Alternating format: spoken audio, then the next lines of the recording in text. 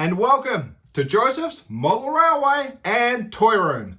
Thank you so much for joining me. As always, you don't need to like, follow or subscribe. I just put the videos out there where I can and have a jolly great time doing so. The Canal, which is beside me here, which is an area that we may as well start getting a little bit serious with.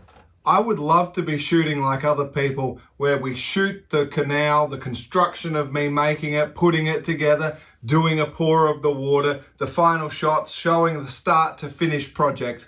But unfortunately, it's not going to be feasible to do it. And that has been evident on so many projects that we're doing on this particular model railway. And that's why I often start the videos with a part 1 or a part 2, depending on what we're up to. On this particular video though, it's not even really about a part 1, part 2. I'm just going to go through the process of what I'm going to use to create the canal, and I will continue doing so, and you'll see some footage of it coming later on. ScaleModelScenery.co.uk is a tremendous resource that I can only wish we were in the UK to get this stuff a little bit quicker, but has an amazing range of laser cut and custom made 3D printed and the alike additions for your layout. And this is where we usually get to a little bit more of the intricate stuff that makes a scene go from that's pretty interesting to absolutely realistic. Scale Model Scenery obviously also sent me, which obviously they charge customers £4.50p for this book. So in Australia, I can tell you right now, we're going to pay at least $15 if I do find a model shop that has this particular catalogue. Obviously, it's the 2021-2022, so it's just officially gone 2023. So we could say maybe it's just a previous version, but that doesn't matter because for anyone like me, this is a much easier way to browse through what I want, circle what I need, and then put an order through. It's hard navigating a website when you can only see 50 or 100 items at a time. You can't sort of just quickly see a whole bunch at once. For me, this is the way to go. I can see so much at once, and as soon as I see one thing, your eyes quickly distract over to the next thing and the next thing. So I think that was a smart move for them to send me this particular brochure, and they can expect more business from me. Of course, we've had one of our deliveries arrive, so let's dive on in now and see why there are a bunch of Coke cans sitting on an angle, shall we? Just swing the camera over this way, just so we can quickly refresh our memory about this canal section. 2 lines coming over with a gap in the middle to add a bit of detail, and we'll just have this little swampy canal with some stormwater drains that'll be running off that would head out to sea or what have you. The type of thing you'd see in an industrial area. Don't be surprised if there was an air conditioning frame or possibly an abandoned shopping trolley, that sort of stuff. I want it to look industrial, but I do want to try and keep it looking a little different than what I see with other layouts. What that entails, Lord knows.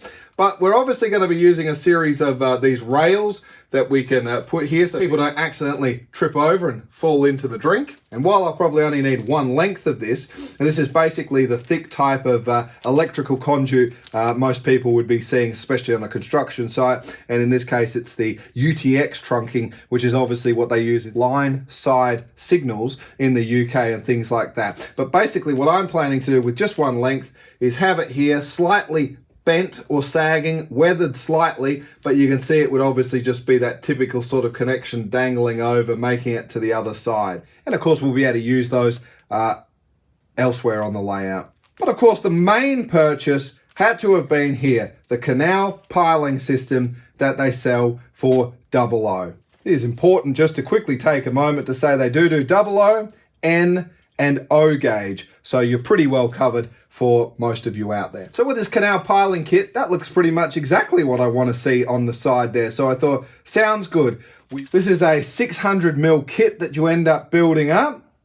So I did purchase 2, which would give me 1.2 meters of this type of facade. We're not even covering 50 centimeters here at the moment. 600mm lengths means that we'll have plenty to tidy up as we carry on. Oh, and just really quickly, one more thing also regarding the kit. I also did purchase some of these culverts just so we've got the little openings for our drainways and some other little bits I want to use later on. And that's a pack of 6, so there's enough bits and pieces in there to get you going quite easily. Of course, our focus at the moment is the canal piling. So obviously this one's still sealed up. Here's how it comes. And we've got our 1, 2, 3 lengths. It might look like there's 4, actually no, we'll talk about that in a minute, and a bit with the ladder and the other bits we're going to talk about. So we've got some pretty clear instructions on the back there, but let me just take you around and see what we're up to. Now, what's the story with having those Coke cans and this weight on it? Well, that's quite simple. If we just take this section off at the moment, it's because the first part of the job we need to do is we have the back, we've got this section that we've popped out from the stencil here, and then we just needed to take a piece of the thinner bit that attaches to the top that will just give us a nice lip. Of course, from there, from the stencil, you're going to pop out these little pylon pieces, and now you've got a reference point they sit in. And where they sit in is basically in between. They have their own little slot. Now, there's no easy way. By the time you've put them in and by eyesight, you pretty much just attach them down and away you go. What's interesting to note about these particular ones before I shot the video is actually none of them are actually there. They're just sitting there. They've not been glued in. Now, this brings me to the important bit about this. This isn't a card. This is the type of and distinct MDF sort of texture that you would expect on a product like this. So if you do need to bend it, it will be quite flexible and you'll get it to move the way you want it to move. The downside, as you can see, is there's a heck of a lot of gluing we're going to have to do. The first thing is, this is absolutely no good because the MDF is going to want to drink in whatever it is. I don't think there's any problems just pumping out a bit of PVA and then using a toothpick, and that may be the approach we're going to do and put them on. That's going to work out probably quite well. You can adjust them accordingly. It's not going to dry too quickly. I think it's a fantastic way to go. The other thing that is what I put these top rails on with was the Super Tack glue. And the only reason I actually used this particular glue for that application was because it's got the nice little nozzle at the end where I can come and put a fine bead of glue on. 1, 2, and then the third one that we have over here. Laid a rail down onto it, took some weight across it just to sit it down, because remember, it does flex and bend, so it's naturally got a bit of a bow in it when you're going to get it. So keep them all down, they're glued together. Now they look absolutely wonderful. But of course, I've got a lot of these to put together. So the PVA way is probably going to be the most cost-effective way and easiest way, but I will have to decant that off into another container and probably apply it using our friend Mr. Toothpick. Of course, there are 3 of these sections, and each one of these sections is 20 centimeters or 200 mil. So of course, 3 will give you 20, 40, 60 or 600 mil. To the people asking the question of, well, hang on a minute, but I saw a 4th one, and you are right. And these all came from in here. The rest of them are just more of these. They're all individual. So if I was to just run a knife in, I could actually start massaging them all out. So you'll have plenty. Plus they give you a few extra straight ones as well, should you need to use them somewhere else with how you're putting it together. Why, thanks for taking a quick moment here to join me and break up the boredom a little bit, because I've got a long way to go. What are we doing glue-wise? Actually, I'm just going to be using this Gorilla Wood glue. It's quite good with soft ones. Now, it's a little bit different than the PVA glue that I'm usually using. And the logic for why I'm doing this particular glue is I have a lot of it. Whereas the PVA, I go through pretty quickly, and while it's cheap enough, it seems just logical to use it. So literally, all I'm doing here, as you saw earlier, we had that top rail glued down and held down, so that gives us our reference point. And the rest of these little almost matchstick sized pieces will just go every second one down. And you can see bit for bit, we're going to build it up and make it look nice. The ladder, I think I'm definitely going to try and paint a different color. Once we've laid them all down, we'll give it a spray with a primer first. I prefer to do that, you don't have to. And then we'll go about adding just some sort of murky, muddy colors. We're not going to spend too much time weathering it and all of that. And just between you and me at low tide, this really doesn't look too bad at all what we're up to. I wouldn't, I'm even reluctant to do much weathering at all, but we will slap some sort of a color on to give it what we need. And all I've just obviously done here is decant some glue onto a plastic tray using a toothpick or a snapped up pop stick in my case.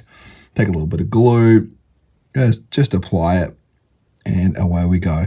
Remember, less is more when you're doing this. I have a terrible habit of always having too much. I always like the idea of reinforcing and making sure it's all good. Now, you could take a spare one just to keep knocking in place to make sure you're all right, but it's quite on a small thing. There's still a bit of time to move it. If you're not quite happy where it's sitting, just jiggle it over as needed and then carry on. Again, by the time this has all been placed into its place and we start doing the scenery, you're just not noticing it enough for those anomalies. But certainly if there's one that's very crooked to the eye straight away, just get straight onto it and there's nothing to worry about. So let's play a little piece of music I like to call Sea Breeze.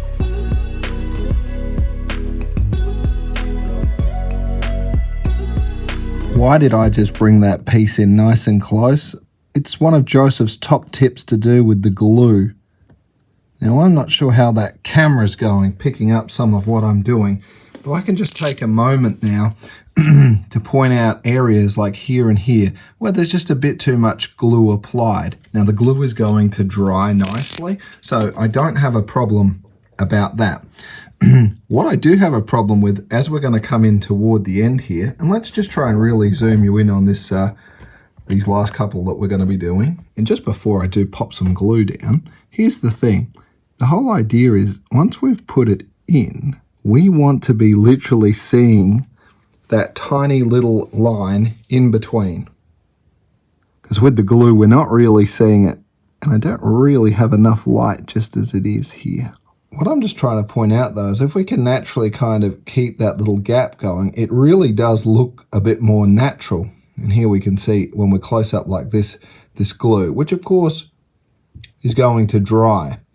But you can kind of get what I'm trying to get at. We're just trying to match into there. And this is way too small for me to be worrying about. But if the glue's not there, you can see the line much, much better.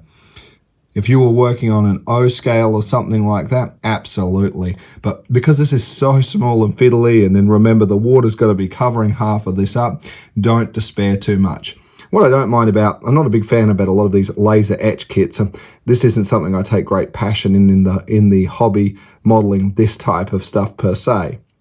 But I will just say, generally we do clean it up. But what I do like about it, because this is so small, the residue and the burn marking that comes off from the laser etching actually does weather it. So once it's come off the machine and we've got that bit of residue and the burning that happens, as far as a natural texture and color goes, I think it actually comes up looking quite realistic. And for where it's being in a canal, that for me means minimal weathering, just a light dusting of something a bit murky, probably a greeny brown or something, a couple of layers of that, and go from there. So as I said, really the tip here is just a nice thin bit of glue applied to it. Again, this Gorilla Glue working with the MDF is the way to go. But the whole reason why you see it a bit liberal in other things is there's a lot to do. So I get disheartened. And so my approach is to just keep going on as quick as we possibly can to get the end result. And you can even see as we come in here with this one, well, I can just see that edge there. Let's just try and push him over a little bit if we can.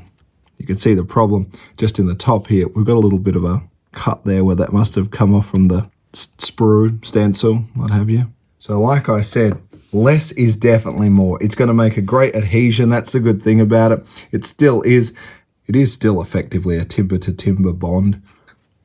A lot of criticism about MDF, none more so than me. Quality furniture indeed, made out of this paper mache blend is a bit ordinary, but it's the world we live in, isn't it? As you can see, that doesn't look too bad at all. Obviously it's going to need to dry. Didn't work, I'm not left-handed. Hopeless way to demonstrate this. We'll try and bring the base up probably to about here, and then we'll do our water pour accordingly. or thereabouts. I actually do want to probably keep the facade looking deeper, even if I've got to do some extra water in it that we'll do in 2 layers and then the feature pour on top, because I am going to put a few little discarded bits and pieces, and I still want it to look like a trafficable section that a vessel could still come up on a high tide just up to here and turn around if they were clearing something with a barge or what have you. But this is basically the approach I'm going to use. Originally, I actually got it because it was going to be sitting right underneath here, and I was going to edge this off with something, but and then would have kept this flowing better with the train lines. But no, I think we're going to spend the time, cut it up accordingly, bring it up, smooth it off. We'll get our safety fencing and things around it. I think we're going to end up with quite an interesting little highlight, if you will. Girls and boys, ladies and gentlemen, it is only a quick one. That is all we're going to be talking about in this particular video today. I'd like to thank you so much as always. I'll carry on with the construction of this. We certainly hope to see a bit more happening as this is going to start to progress. I'm actually tempted not to do the pour of the water for both here and into our boat ramp section until we're a little more progress with some other materials that need to go down, just to keep it clear and protected as necessary. As always, scale model scenery. Everything from the road stripes that you saw me using when I was doing the car park, to the dust bins, to the road signs, to line side details, bicycles, the shopping trolleys, the epitaphs, the war memorial, which I'm still umming and ahhing about on the car park section, to various types of bridges, constructions, especially with lighting fixtures as well. They've got some really tremendous stuff, although it's not pre-wired, and I'm having a hard enough time dealing with that ultra thin wire with my fumbly hands. There is just so much good stuff to be had. So I really do invite you to check out that site, scalemodelScenery.co.uk. Be truly amazed like I was, and we will certainly look forward to seeing you in the next one. Thank you so much. Stay safe. Doodles!